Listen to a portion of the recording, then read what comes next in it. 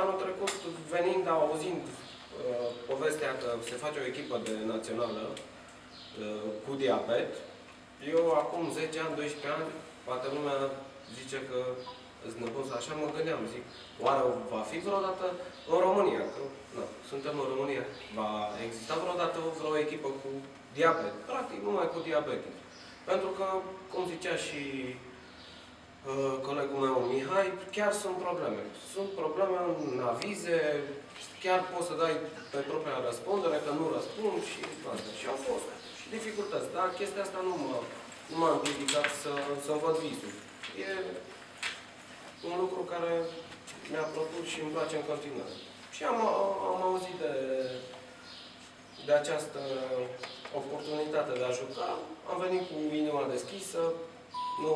Nu vă zic că drumul e lung, stresul e mare, dacă mai și lucrezi, cu atât mai mult.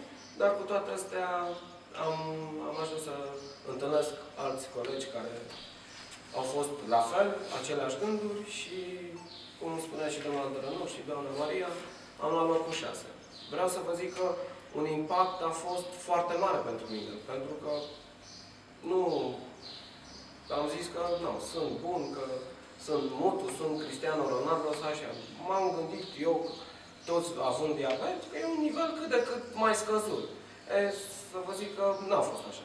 Chiar este un nivel, nu aproape, cred că identic cu cel care joacă, sunt echipele dau acum un exemplu, de mini-fotbal profesionist sau semi-profesionist, echipa națională de fotbal care nu e nimic. Doar că noi avem față de ei, cred că suntem mai responsabili pentru că suntem mai atenți datorită glicemiilor și hemoglobina, cum s-a spus și mai devreme.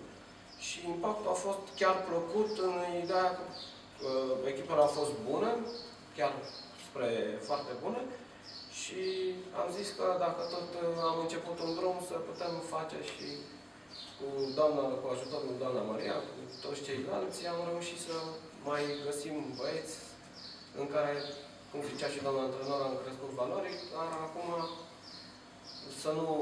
să nu ne hazardăm în cuvinte, doar să rămână, să demonstrăm pe teren.